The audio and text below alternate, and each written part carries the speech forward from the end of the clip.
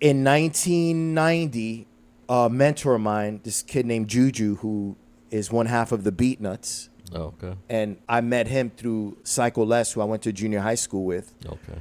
These are name drops we've been waiting for. Yeah. I've heard this story before, but yeah, they have heard this. Right on. So Juju was like, at the time, Juju was starting to really make connections with a lot of the people that were on, like Jungle Brothers, Right. Red Alert, and They stuff were like that.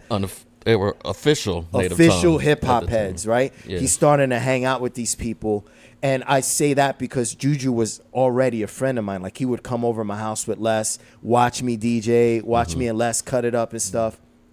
So Juju was sort of like a second big brother to me. Okay. And one day he was like, yo, Rob, I see that you're serious with this DJing thing. I'm going to introduce you to my boy, Dr. Butcher. And Dr. Butcher was Cool G Rap's DJ and lived in Corona, the same part of the city that my brother used to hang out in. And this was the area that my brother's friends lived in, who would bring their parents' record collection. So it was sort of like a full circle thing for me, because now I'm going to Corona, Queens and hanging out with Dr. Butcher, courtesy of Juju from the Beatnuts. Okay. And so I went to Dr. Butcher's house, and I remember the first day that I got there with Juju, I brought records, and these records were records that DJs like Steve D, Aladdin, Cutmaster Swift, Cash Money had routines on. And I learned those routines. And in my head, I thought, I'm dope if I can do what the DJs that I look up to can do. Okay. That was my mentality. That was my mindset. How did you learn those routines on that equipment? Yo, I would figure it out sonically, man, on that equipment. I That's would figure it out amazing. sonically without video. The only tapes that I had was the video that I recorded from Video Music Box in the winter of 1990, March. Had you upgraded to like a Radio Shack mixer? I or did anything? upgrade. By then, Okay. I All right. bought my own Gemini mixer. Okay, I thought you were saying you're still doing that on the road. So I was still using, I was still using my dad's Technique turntables. Okay. But my mom, I saved my mom's allowance money that she would give me, and I bought a Gemini mixer from like Radio Shack. So you started for right. hip hop. So yeah, That's what's man. up. So I learned the routines. Well, you said hip that- hop was lack. yeah, well, for real. I mean, lack, but if you have it, you get it. Oh, yeah, you know yeah, what I'm yeah, saying? yeah, Right. yeah. So I learned these routines courtesy of the video that I recorded on Video Music Box, right? I had one tape, and it was like a 2-minute excerpt of the battle, and I was watching it because now I had a visual representation of what I was hearing on the Right. radio courtesy of Johnny Juice. And learning, like, oh, that's how they move, and that's what they're doing. Okay, so I figured out these routines of the DJs that I looked up to. That's dedication. Super dedicated. I would run home from school, do my homework, and then watch this videotape from the March DMC Wow. regional. And then in June, they had the 1990 New Music Seminar Battle. Psycho Les and Juju started, like I was saying, Juju started to kind of like get in the door, the Right. hip hop door, so to speak, right? So now Les, who I came up DJing with from the 6th grade, would get word like, yo, they're doing a battle. Whereas before we met up with Juju, we were just these kids in Queens Right. Right. that were hip hop, but not connected to the bigger grid, right? Now through Juju, we started to get connected. And Les was like, yo, they're having a seminar battle here at this place at this time. And it was in Times Square. And he was like, yo, Rob, me and Juju are going to go. You should meet up with us. And I was like, yo, I'll go. And I remember I went, and I never, like, I don't know if Juju and Les were there because I didn't see them. I went by myself, but I went. And that was my first battle that I saw in person. Are you on the train with your records, man? No, I was on a train, but I didn't Okay. take records. Okay. I just went to Just spectate. watching. Oh, Yeah. I went- see. Okay. Because again, I wasn't a part Okay. of that clique So this is 90, This is 1990 summer. and then you win in 92. Yup, and then I won in 92. A 2-year Crazy, dude, right? period. So Wow. I go to the battle, and I'm there, and all the DJs that I looked up to are like within a foot or two away from me in the audience, watching guys like Steve D from Harlem, New York City, Francesco from Italy, Baby G from Texas, Flamboyant was in the battle. He was a DJ for Onyx. He was from Queens. So I'm there watching it in person now and taking it all in. Pause. And seeing it in person, I was sold. And I remember thinking, yo, next year, I'm doing this. I'm going to be one of those kids on that stage sharing my creativity with people. So I made the decision mentally to compete. Go home, couple of weeks later, Juju's like, yo, man, Rob, I've been practicing too. He calls me. And he's like, yo, Rob, I've been practicing too. Check out like what I've been doing, and I want you to let me know what you think. So who I think is Juju cutting up Welcome to the Terror Dome was actually Dr. Butcher. Juju was playing a joke on me. He wanted me to think that it was him, but it was Dr. Butcher. So Juju, Wait, this is on a phone call. and it's on a phone. This is before Landline the landline, cord and everything, right? Yeah, right. Sitting next to my phone. This is before, obviously, smartphone, so it's not like he could send me video, so Right. it was easier This ain't to even trick speaker. me. This ain't Right. even no speakerphone. So I'm So listening your to jaw who just I had to think. drop. Yeah, my Like- jaw was on the floor. I'm like, yo, Ju, like, How'd you get so so good so fast? Because Juju would come to my house and watch me, and sometimes he'd be like, yo, Rob, teach me what you just did. And he'd get on the turntables, and I teach him. And then he's doing this crazy routine with Welcome to the Terror Dome that's as good, if not better, because it's unique and different than what I saw at these battles and what I've been seeing on video with that one video VHS tape that I had that I recorded on Video Music Box. Yeah. And I'm like, damn, Ju, like, shit, yo, you got good in a week, man. And or a weekend, actually. And we hung up the phone, and I went right to my set and started practicing, I remember. Then he called me like a day or two later. He was like, yo, I was playing a joke on you. That was Dr. Butcher. Yeah. And I was like, yo, you got to take me to this dude's house. Yeah. So he took me to Butcher's house, and I brought the records that the DJs who I looked up to had routines with Right. to his house. And in my head, I thought, all right, I know this guy's dope, but I'm confident I could impress him because That I competition can. now. Yeah, that competition thing kicked in, right? And you're like, yo, like, well, he's dope, but I'm dope too because I could do what Steve D does. I could do what Aladdin does. I could do what Cutmaster Swift does because I've been practicing all their routines. And so, you know, he welcomes me in, and I remember thinking like, yo, I need to like kill this shit right now, right? He's like, yo, but Drew is like more like, hey, how are you? How's everything? And I'm more like, yo, I need to kill it right now. Like, you know what I mean? Like, Yeah, he's I'm not good. I'm good with a right, table. right, yeah, right. So Drew takes the covers off the 1200s. You know, he's setting up everything, and I'm just like a bull ready to just, you know, get on and tear it up, right? I'm seeing red. And I get on the turntables, and I throw on like Houdini. Steve D had a routine with a song called Friends. And I slap that on the turntable, and I do my rendition of his routine. And then I throw on Rock the Bells, and I'm cutting up Rock the Bells the way Plastic Man cut up Rock the Bells in the March DMC from the months before I met Drew in that July, right? And so I get off, and I'm like, I killed it because I did the routines exactly the way the DJs did them on the videotapes that I've been studying. And then he gets on, and he puts on records that I hadn't heard any of the DJs that I looked up to cut up. So I remember the first record that he put on the turntables was Impeach the President. And yo, Dr. Butcher was doing this crazy routine where like one song was playing and then he was rewinding the opposite turntable. So you heard one song playing, but then you heard the opposite turntable being rewound, and it was creating this flange. And I'm looking at him like, yo, this is crazy. Like, what are you doing right now?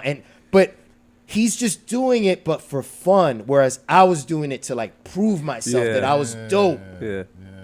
He's just being creative.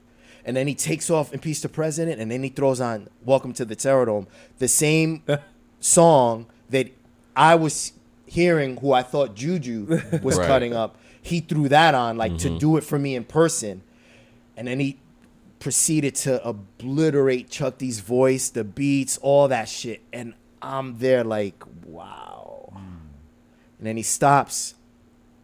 And I'm like, before I even allowed him to say anything to me, I was like, yo, could you take me as your student? You know what I mean? Yeah, like I just got, but I got humbled, but he wasn't trying to humble me. Right. I just felt humbled because it was like, damn, I came to this guy's house like wanting to show him that I'm dope. He just wanted to practice with me. And so that humbled me, okay, yeah. right? Yeah. And then B, I remember thinking like, yo, like I just went up on his set and I did other people's routines, and Drew, Dr. Butcher, was using records that nobody was So using. he freed you up, right? To say, I don't have to play what everyone else is playing. Exactly. I can do this Rob Swift style. Exactly. Butcher was like, I'm going to teach you how to tap into your individual creativity, because and then he was like, yo, Rob, the same gift that you feel Steve D has and Aladdin has and Plastic Man and I have, God gave you that same gift. I remember he told me that exactly, and I'm looking at him like, no one ever talked to me that way. No one ever told me that like I can be as dope, if not doper, or just different than the DJs that I looked up to. But Butcher had this way of talking to me that like gave me confidence. So from that July, literally from that day, actually, I told him, I was like, yo, I want to get into DMC next year. And I was like, can you help me? He was like, let's do it. And literally the next day, I was back at his house. And then the day after that, I was back at his house again. And the day after that, I was back. Literally from July, August, September, October, November, December, January, February, March. 9 months, Monday through Friday, nonstop, with his girlfriend in the room, mad that I'm there. That's the new video 9 games. months. Huh? Yeah, That's the right. It became instead of playing video games, games, we were being creative on the turntables. Yeah. Literally like monks. He trained me for 9 months, and then I entered the 1991 DMC, the same DMC that I watched from my living room the year before. That's dope, man. Now I'm on stage, and I have pictures. Dr. Butcher's next to me, handing me the records, and and I placed third. I placed third in that, and in the battle were the X-Men, who I ended up becoming a member of that year.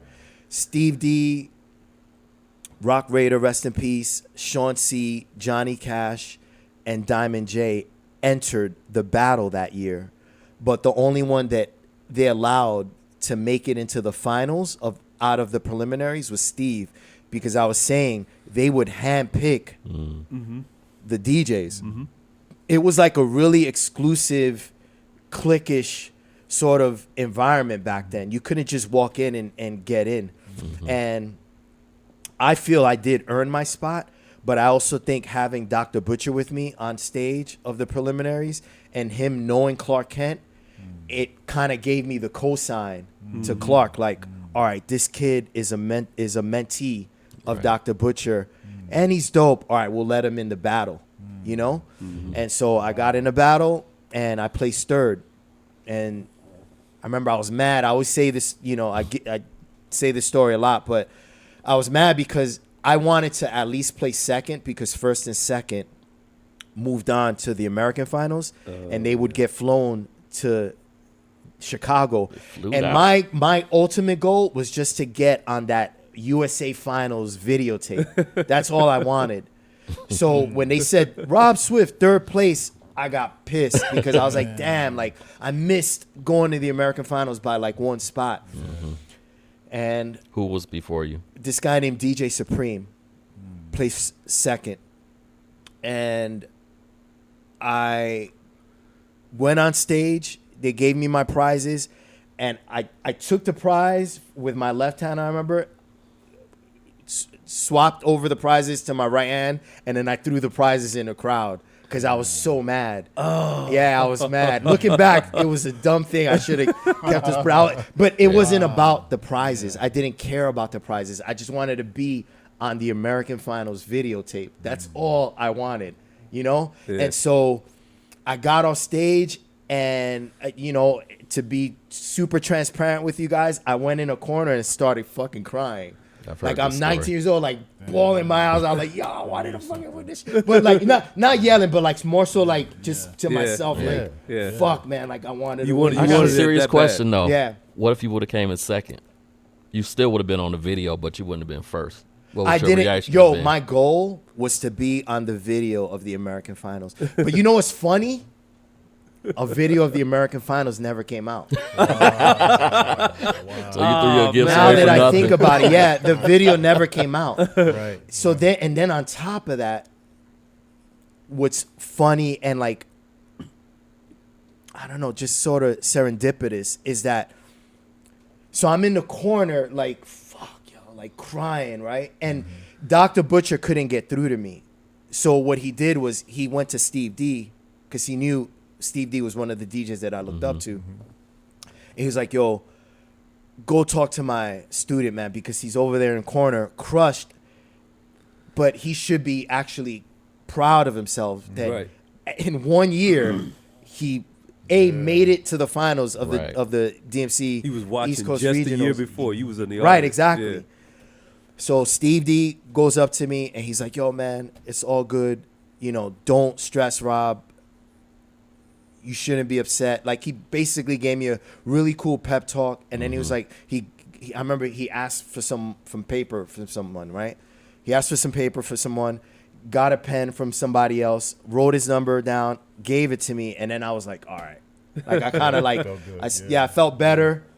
And then on the train ride over to Queens, I'm with Dr. Bush, and I'm like, yo, man, Steve D gave me his number. Could we go to his house, Drew? He was like, yeah, man, we'll go. Like, Steve D and had invited us to go to his house the following weekend. Following weekend comes, Drew and I go to his crib. Raiders there, Sean C., Johnny Cash, the whole X-Men crew. And they turned to us, and they were like, yo, you want to be down? And Drew and I got down with the X-Men, and that's how that happened. There were other battles that I entered before the battle that I won. I entered the 1991 seminar battle.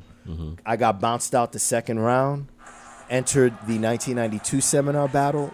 Got bounced out the 1st round. The winner is Marcus C. from South Carolina. King Saul with the big payoff.